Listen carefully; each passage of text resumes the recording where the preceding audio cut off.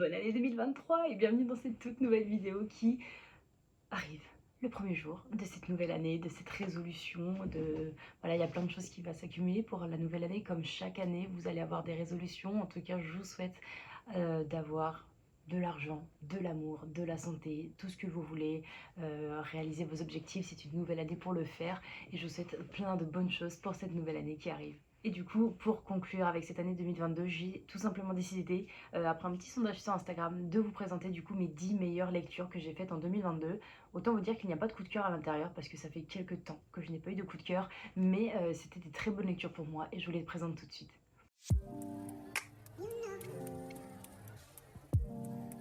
Alors vous verrez, je n'ai pas tous les livres en ma possession parce que je fais le tri énormément dans ma bibliothèque et beaucoup des livres sont partis chez mes parents.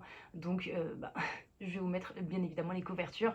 Le premier roman que je vous présente, alors il n'y a pas forcément d'ordre, c'est juste les 10, voilà, mélangés, il n'y a pas d'ordre spécifique. Je vais vous présenter du coup Le Sacrifice du Takanos, c'est un roman de Lauriane Blum il me semble. C'est un roman que je vous ai présenté il y a très peu de temps, en plus de ça dans un autre de lecture.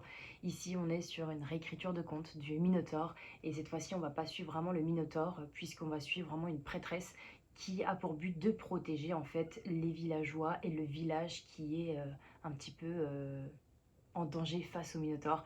Et puis il va se passer énormément de choses à l'intérieur puisque la prêtresse du coup va devoir faire un genre de mariage arrangé entre deux clans pour pouvoir, on va dire, unir les forces face au Minotaure, sauf que tout ne se passe pas comme prévu, il y a un enlèvement et à la place d'enlever la princesse, il décide d'enlever notre chère prêtresse et c'est ce personnage que nous allons suivre et c'est une très bonne histoire que j'ai adoré suivre étant donné qu'on a vraiment beaucoup de magie, on a énormément d'histoires, on parle un petit peu de pirates également donc c'était plutôt sympa comme roman que je peux vous conseiller, il est en auto-édition et voilà, j'ai adoré suivre ce roman, j'en ai jamais entendu parler auparavant. Et du coup, je vous invite à travers cette vidéo, tout simplement de vous le procurer, que ce soit bien en e-book ou en livre, peu importe. Faites-vous plaisir avec la lecture. En tout cas, celui-ci, il fait partie de mon top 10. Ensuite, on passe à une romance, bien évidemment, parce que plus je lis de romances et plus les romances rentrent dans mes top 10. Et là, j'ai lu London and Shay, donc j'ai lu la duologie qui est écrite, il me semble, par Brittany Cherry, si je ne me trompe pas. Et dans cette histoire, nous allons suivre deux lycéens qui vont faire un pari de ne pas tomber amoureux l'un de l'autre. Mais ils vont tomber amoureux l'un de l'autre, forcément. Et c'est une histoire qui est très touchante, puisqu'au-delà des romances, au-delà du coup des petits pics qu'on peut avoir d'adolescents, il y a vraiment un fond derrière. On parle de deuil, on parle de dépression. Et même si c'est un sujet que je ne connais pas forcément, parce que du coup, ça ne met, on va dire, mon entourage n'est pas dans ce cercle-là, et bien pour le coup j'ai trouvé que c'était très bien écrit, que même si on n'était pas ouverte, enfin pas forcément ouverte, même si on n'était pas une adepte de ces thèmes-là, de ces genres-là, et bien vous pouvez carrément vous plonger dans ce roman puisque vraiment on vous décrit ce sentiment du coup qu'on a lors de la dépression, on vous décrit absolument tout et je trouve que c'est un très bon roman qui, au-delà de la romance, va beaucoup plus profondément dans les sentiments des personnages, va vraiment dans le caractère de certains. Et puis c'est vrai qu'avec la duologie qui se suit de 15 ou 20 ans plus tard, je trouve qu'on a quelque chose quand même de beaucoup plus sensé, de beaucoup plus vrai. Le premier tome se termine et c'est vraiment pas digne d'une romance. Et c'est ce que j'ai aimé dans ce roman. En tout cas, je vous invite à lire cette duologie. Même le premier tome, ne serait-ce pour vous mettre un petit peu dans le bain, parce que c'est une très bonne romance. Ensuite, dans mon top 10, un roman jeunesse, pareil, je vous en ai parlé il y a très peu de temps, il s'agit du Collège Maléfique de Cassandra O'Donnell. Roman jeunesse, on va suivre une jeune fille qui a un petit peu qui a des particularités, des pouvoirs, et qui va intégrer une nouvelle école. Dans cette école, vous avez des personnes assez atypiques, telles que des grizzlies, ou alors sa coloc qui a de très grandes oreilles. Et voilà, chacun a un don, chacun a un petit peu de magie en lui. Et ce personnage, je ne sais plus comment il s'appelle d'ailleurs, Emma, ce personnage, va rentrer dans cette école avec beaucoup d'a priori, mais va se faire énormément d'amis et puis elle va savoir au fur et à mesure des pages et des pages, un petit peu à la Harry Potter, puisque ce personnage va avoir beaucoup plus de, comment dire, de pouvoir qu'elle ne pense. Et en plus de ça, c'est un pouvoir qui est assez unique, qui est assez rare, on va dire. Et c'est ce qui fait la force d'Emma, c'est ce qui fait la force de ce roman. En tout cas, j'ai beaucoup aimé, la plume est vraiment top. Voilà, il y a pas mal d'humour, un petit peu d'humour noir et j'aime bien dans les romans jeunesse, ça change un petit peu. Les chapitres sont courts, les personnages sont super sympas à suivre. Et voilà, je vous invite à lire pour un petit roman jeunesse. Allez, on passe à une autre romance. J'ai adoré cette année lire L'As de cœur de Morgane Moncomble, qui est une romance basée sur des addictions. voilà. On suit, une fille qui est une accro au jeu et cette f je oui c'est ça, c'est elle est accro au jeu il me semble. Oh je ne sais plus. Oui, oui, je me rappelle même plus. Ouh là là, voilà, c'est une fille qui est accro au jeu, elle est accro au poker et la romance se base sur un poker étant donné que les 2 personnages sont, des joueurs de poker et du coup le mec va, entre guillemets «se servir» de la fille pour pouvoir, gagner un tournoi international qui se passe à Las Vegas et voilà, c'est une très, très bonne romance qui est basée sur un autre sujet beaucoup plus profond tel que les addictions qu'on peut avoir autour. Là, c'est principalement sur le poker, mais vous allez avoir dans ce roman d'autres addictions qui vont être mis en avant et ces addictions sont d'ailleurs très bien mis en avant puisque vous avez vraiment le schéma typique des personnes, comment elles arrivent à cette addiction, comment elles essayent de s'en sortir, mais comment elles retombent assez facilement. J'ai beaucoup aimé, j'ai hâte de lire, la suite du coup de cette petite saga qu'elle est en train d'écrire, du coup, je crois que c'est Morgane Moncomble, si je me trompe pas. Voilà, j'ai vraiment hâte de lire la suite. J'espère qu'on parlera des sujets aussi profonds que ça, parce que pour le coup, j'avais lu Falling Again et je n'avais pas du tout accroché à cette romance. Et là, avec l'As de cœur, je pense que ça m'a un petit peu plus réconcilié avec l'autrice. Donc, à voir avec la suite de ces petits tomes. Une autre romance, et oui, cette année 2022 est basée énormément sur la romance, puisque j'ai adoré lire également My Favorite Half Night Stand, qui est écrit, il me semble, par Christina Loren. Voilà, je l'avais lu en e-book il y a quelques mois maintenant, parce qu'il me semble que c'était plus au début d'année. On va suivre dans cette romance, du coup, alors il me semble que c'est un groupe d'amis, et du coup, la fille va... je sais plus comment ça se passe énormément en fait, voilà, ils vont échanger énormément par texto avec, un mec et voilà, c'est ces 2 personnes du même groupe qui vont, avoir une petite romance au fur et à mesure des jours. Voilà, dans ce groupe d'amis, vous avez toujours les 2 personnes qui ne savent pas trop, qui se plaisent, mais qu'en fin de compte, elles se plaisent énormément, mais qu'elles sont là en mode non, mais c'est un pote, je peux pas faire plus.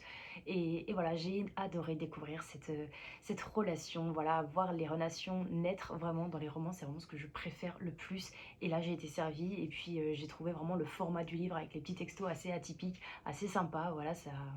En toute honnêteté, ça fluidifie énormément la lecture et on en redemande encore. Donc, je vous la conseille énormément parce que c'est une très très bonne romance. Allez, un roman un peu plus poignant que j'ai lu cette année, il s'agit de Rail de Neil Shusterman, me semble-t-il. Franchement, je suis désolée parce que je ne me rappelle plus énormément des auteurs, mais c'est un roman où on parle d'un futur proche dans lequel, du jour au lendemain, il n'y a plus d'eau. Donc là, on suit une ville spécifique aux États-Unis, je ne sais plus laquelle, mais voilà, les personnes en fait ont une coupure d'eau du jour au lendemain et, euh, et on va suivre ce côté des personnes, comment elles vont essayer de s'en sortir à tout prix, comment leur vision des choses vont changer tout simplement dans le sens où certaines personnes vont pencher sur l'entraide, d'autres personnes vont être beaucoup plus égoïstes parce que bah, c'est leur petite personne avant tout. Ce que je peux concevoir énormément étant donné que le jour où on n'a plus d'eau, je pense qu'on peut se friter avec certaines personnes très clairement. Et là j'ai adoré suivre ces personnages puisqu'on suit, il me semble, 2 ou 3 personnes et vraiment chaque personne a sa vision des choses sur comment réagir face à ce genre d'événement et j'ai adoré lire très clairement, donc je vous invite à le lire et puis ça fait un petit rappel un petit peu sur tout ce qui se passe en ce moment avec la nature, avec le monde, avec les changements climatiques, donc bah, encore plus bah, à suivre et je vous invite également à le découvrir. Un roman jeunesse également que j'ai découvert pendant ma semaine 7 jours 7 livres. Il s'agit du Club de l'ours polaire. Donc là, il s'agit du premier tome et j'ai adoré. Il me semble que c'est par Alex Bell. Et voilà, c'était vraiment, je me suis entourée de plaids, de cocons, parce que là, on est dans un roman qui vous plonge dans un roman jeunesse absolument magnifique, avec des décors, avec de la glace, avec de la magie et avec beaucoup, beaucoup, beaucoup de bienveillance. On est dans cette histoire avec une exploratrice, une jeune exploratrice qui a à peine, je crois qu'elle a 10-15 ans, même pas, et enfin c'est large 10-15 ans, mais je ne sais plus exactement à quel âge, peut-être que je crois qu'elle fête ses 12 ans, et du coup elle peut partir faire des explorations avec son papa, sauf qu'arrivé à cette exploration, il me semble que c'est dans le monde des glaces, et bien malheureusement le traîneau se casse, et du coup les 3 jeunes enfants se retrouvent seuls, et du coup il n'y a plus aucun parent, et ils vont découvrir par eux-mêmes les explorations qu'ils peuvent avoir qu'ils peuvent faire, en fait, qu'ils auraient dû faire de base si les adultes étaient restés avec eux. Et là, c'est un roman qui est très très beau. J'ai adoré. Là, j'ai la suite qui m'attend gentiment dans ma pile à lire. Et voilà, je vous invite également à y aller parce qu'en plus, en cette période d'hiver, et ben, je trouve que c'est un très bon roman qui peut être mis en avant. Donc, foncez pour celui-ci. Une BD cette fois que j'ai découvert aux éditions Choc d'Homme, il s'agit de Là où je t'attendrai. Et cette BD, c'est une très très bonne BD que je n'avais jamais vue passer, je n'avais jamais vu d'avis dessus, loin de là. Et je l'ai reçue comme ça, sans le demander. Je me suis dit, oh, c'est vrai que j'ai du mal des fois avec les livres que je reçois sans que je les demande. Et puis là, je me dis, bon, c'est une BD, ça va se lire vite. Et en fin de compte, j'ai adoré. On est sur alors pas une petite thriller, mais une petite enquête en plein été où des personnages recherchent en fait, enfin des ados recherchent des personnes qui ont disparu il y a des années à travers des nouveaux livres, à travers des petites photos qu'ils peuvent avoir, qu'ils ont trouvées du coup lors de petites recherches dans leur école. Et voilà, donc vous avez le côté enquête et le côté romance qui va naître avec nos adolescents. Et j'ai beaucoup aimé suivre ça. On est vraiment dans un côté très été, ça fait un peu amourette d'été et j'ai beaucoup apprécié l'enquête qui se passe vraiment. Elle prend son temps malgré le fait que ce soit une BD, mais c'est une très bonne BD. Voilà, elle prend son temps et tout est bien mis en place, tout est bien décrit, il y a pas de rapidité dedans et c'est parfait. Un roman que j'ai découvert du coup avec Charleston, j'ai lu Un tourbillon de sable et de cendres. Ici, nous sommes, me semble-t-il, à la Seconde Guerre mondiale et vous avez énormément de camps de concentration, de camps d'extermination. Et dans tout ça, dans ce tourbillon de violence et de méchanceté, nous suivons principalement du coup des personnes du Vatican qui vont aider les Juifs du coup à fuir. À fuir ou bien tout simplement à se cacher. Et c'est un roman que j'ai adoré lire parce que pour avoir lu certains romans de la Seconde Guerre mondiale, je trouve que vous avez toujours le même point de vue ou les mêmes schémas. Et là, le fait que ce soit vraiment quelque chose de religieux qui prenne parti dans cette guerre, en fait, eh bien, j'ai beaucoup aimé. C'était très touchant. C'est un roman de 300-350 pages qui se lit assez rapidement. Et puis, vous avez des personnages qui sont ils sont poussés dans le combat en fait. Voilà, c'est des personnes, elles n'ont pas le choix de combattre pour pouvoir survivre. Vous avez vraiment le point de vue d'une juive et le point de vue d'un religieux qui est tombé amoureux d'une juive et qui du coup fera tout pour l'aider et pour aider ses proches. Et je vous invite à lire, encore une fois. Et voilà, mon top 10 du coup se termine avec La petite librairie de Riverside Drive de Frida Skyback, pardon. Donc voilà, vous noterez que j'ai que 2 livres sur 10 parce que j'ai fait un très bon tri et j'en ai lu beaucoup en e-book. Et, euh, et ce roman est très beau, j'ai adoré le lire également, puisqu'ici nous allons suivre une veuve qui habite, me semble-t-il, en Norvège ou en Suède, je sais plus exactement, Suède, pardon. Donc elle habite là-bas et puis elle se morfond de plus en plus dans sa maison, elle se sent seule. Son mari est mort il y a quelques semaines, quelques mois, et c'est compliqué pour elle de remonter la pente. Elle cartonne en tout cas au niveau de sa boîte, puisqu'elle est, je me semble-t-il, dans la cosmétique, quelque chose comme ça. Mais elle fait que du télétravail, voilà. Et la personne qui travaille avec elle lui dit, mais arrête, en fait, reviens au boulot parce que tu vas te morfondre à chaque fois chez toi. Et elle préfère rester chez elle, tout simplement. Et puis un jour, elle reçoit une lettre. Sa tante est morte et sa tante habitait à Londres.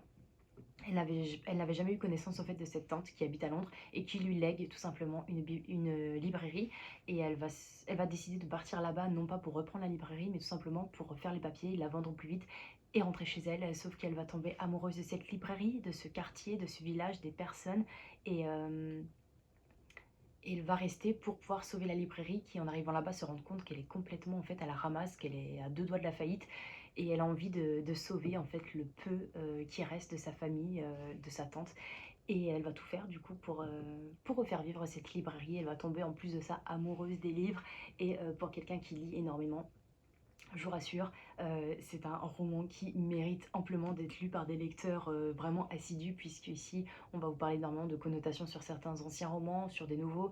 Il y a beaucoup de choses qui sont mises à l'intérieur, et moi j'ai adoré du coup suivre cette petite lecture remplie de bienveillance, remplie d'amour et de bon sens. Donc je vous invite encore une fois à le lire. Et voilà, j'espère que mon top 10 du coup pour cette année 2022 vous aura plu. N'hésitez pas à me dire quel a été votre coup de cœur, si vous en avez eu, ou bien vos meilleures lectures de cette année 2022. Et encore une fois, je vous souhaite une très bonne année 2023. On se retrouve bien évidemment cette année pour de nouvelles vidéos qui, je l'espère, seront beaucoup plus assidues que l'année dernière. Mais en attendant, du coup, je vous souhaite de bien vous reposer en ce 1er janvier et on se dit à très vite pour une nouvelle vidéo. Ciao! We're gonna keep it low key, keep it softly spoken, with no strings tying you.